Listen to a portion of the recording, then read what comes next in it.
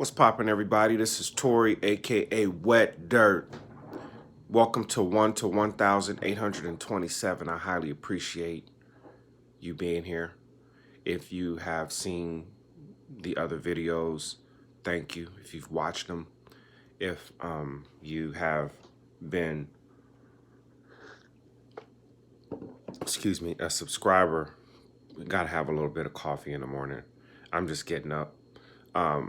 But if you have a little bit of, not a little bit, if you've subscribed, if you've watched my videos, if you've listened to my music, thank you. I really appreciate it. It's all for a good cause. What I am trying to do is come up with a way of holding myself accountable to attaining the goals that I've put forth in my life. And 1,827 is representative of days, 1,827 days. And then that is 5 years. And my plan is to be a millionaire in 5 years, actually have $5 million. I am in the midst of writing a book. I'm in the midst of getting a music production career off the ground. And ultimately, I want to be a motivational speaker. Do something with my experience that can be a benefit to somebody else down the line. Because a lot of times, I felt like I'm just in darkness, or I feel lonely, or I feel like nobody necessarily is understanding what I've been going through or what I've been through. It's hard to communicate that to people sometimes. It's hard to, say, for instance, you're seeking advice from somebody, and the person that's giving you advice, or at least being a good soundboard for you, when they are replying to you, nothing seems to be making sense to you, or nothing seems to be helping you, or nothing seems to be making you feel better, And I can't tell you exactly why that is, because if a person is if they're immersed in enough pain, not a lot of things from a word perspective will help. The only thing that usually help is feelings. If the hurt person feels how the other person cares about them and is genuinely trying to help, like the feelings of it. Or if, let's say, for instance, there's a specific need that has to be addressed, that is a branch of all the pain that's going on. So you have this big tree of pain, and within this big tree of pain, all these branches here, there are specific things that could be done to at least alleviate certain pains and pressures for the moment. The overall pain is still going to be there, but there's things on there that can, if they're addressed and they're addressed specifically, the person who's going through it would be like, thank you, man. Oh my God, I really appreciate that. Now the whole tree's still there and they still have things to work on, but that's just one less thing that they got to deal with. You know what I'm saying? So I look at that as it's hard to hear things. It's hard to feel things when it's not anything that can overcome the initial feeling of pain. So, these videos I feel are therapeutic for me, even if nobody looks at them. If nobody ever looks at them, I know that in my heart of hearts, I'm addressing myself first. And it's available for everybody on the whole world wide web. And it's making me get off my ass and think, and making me understand the the drastic changes that I might have to do in my life, or that I have to do in my life. The uh, discipline that I'm going to um, have in order to achieve some of my goals, um, the behavior that I would have to change, the just becoming a new version, because the old me, what I've been for 47 years, clearly hasn't been working. So it's like I'm in that beginning process of, it's not going to take me 47 years to become a good person. But my thing is, those previous 47 years are presenting a challenge for me to becoming a better person. So I have to be more disciplined and hold myself accountable for myself. Um, and that's what the videos are helping me ultimately do. So, I finished um, reading Rich Dad Poor Dad, and I think that um, I got that information on a couple of videos behind. Um, I finished Rich Dad Poor Dad, and I was very enlightened about financial literacy, and I've been inspired to just want to be smarter about my money, because I know I've blown a lot of money. I've made a lot of money in my lifetime, but I've also blown a lot of money in my lifetime. Um, and that's the first thing that was the first time that it was kind of put in a perspective that I really understood. It was just really broken down to a simple level.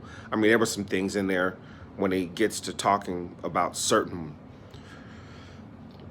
ways in his profession and how he's an investor. When he gets into specifics like that, that's kind of over my head, but it's not necessarily over my head to the point where I'll never get it. It's just that that's the first time that I've ever really heard it on that level. And it just means that I have to go back and do some research, do some reading, go studying some videos, and try to find teachers, and maybe even take up a course here and there on what real financial literacy is, because I understand that that is very, very important. We all know how to get money, but very few of us actually know how to keep it and multiply it by a standard that year to year we're increasing. Um, I've never made over 35 grand in a year. Never in my life. I don't know how to do it. I know how to go get money, but I don't know how to get it on that level. So things like that is helping me um, be able to learn how to get to those levels, because you can't get to 5 million with a 35,000 or a $30,000 mindset. You have to increase this up here. You have to get your mind in a situation where it's able to absorb that type of uh, amount of money. And once you can get your mind there, it's almost like if you have this empty space and you're able to fill it with any type of information that you can fill it with, well, certain things have to go first. Then you have the empty space. And then what you do is put the new information in, and then just have to grow it and cultivate it. I'm doing it on my bald head, so it might be looking kind of weird and funny, but hopefully you understand where I'm coming from. So yeah, that was my first, other than Think and Grow Rich, that was my first financial book that I listened to that really impacted me. So yesterday I had come up with a couple of things, as far as I've been in the lawn service, but I'm transitioning out of that. And I think um, one of the first things that I need to do to actually transition out of that is to get rid of something that used to be an asset to me, but it's no longer an asset to me, because I think the older it gets, the more down the line it goes. I think it's going to it's going to have more problems. So, I have a truck that I've been using for a work truck, and there's things that I'm doing right now to acquire money that having a truck that doesn't have a lot of gas mileage on it, it's more of a gas guzzler. There's some issues on it that has to be addressed, which can also be a nice amount of money to deal with. It's going to go from the asset line to the liability line, and that's another important thing that I learned in Rich Dad Poor Dad, understanding the difference between liabilities and assets. At one point, it was a great asset for me to be in a lawn service, to have a truck, But now that I'm not, I'm transitioning out of that. Now the best thing for me is to find a smaller car with better gas mileage, that's in much better shape, and do the things that I'm doing right now. So at least gas and the physical things that are wrong with the car, with the truck, won't be of importance. I'll be able to focus on other things.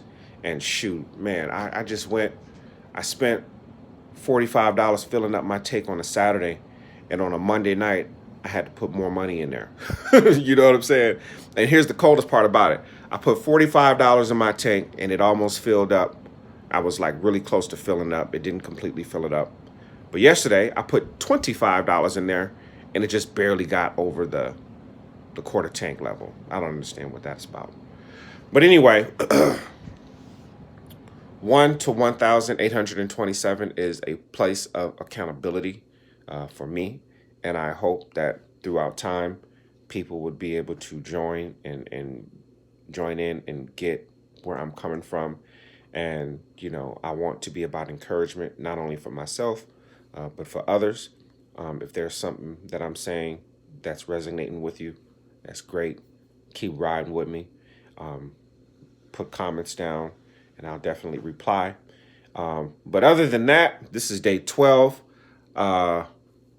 It's not necessarily 12 days. I haven't been able to do a video every day, but this is day 12 for me. But I'll be able to get everything in alignment very soon. So, as far as with the days or whatnot. So, with that being said, I want everyone to go out and have a great Tuesday. Today is Tuesday, I think October the 29th, I think, if I'm not mistaken. Go out, have a great productive day. Be nice to people. Do something nice for somebody that you don't even know. It could be opening a door. It could be leaving the door open. It could be seeing somebody at the cash register struggling to get the last dollar. They're dollar short, man. Give them $1. If you got the dollar, give it to them. Give them $1 just to help somebody. You know what I'm saying? Pick up somebody, if there's some trash from somebody's lawn and you just happen to be walking. I'm not saying you have to go out of your way to do anything. I'm saying that if you're in the midst of life and you see somebody and you can see that they, a hello might be something that can break their day open, give it to them, man. All right. Anyway, I will be back tomorrow. And I don't know what I'm going to talk about tomorrow, but it will be productive. And at the very least, it will be in a situation where I can be like, okay, I'm here. Hope everybody's out there rolling with me. I'm rolling with y'all. We're going to conquer this together. We're going to become our best selves. And we are going to accomplish the goal, regardless of how big the goal is. We will set goals and accomplish them. All right? Peace.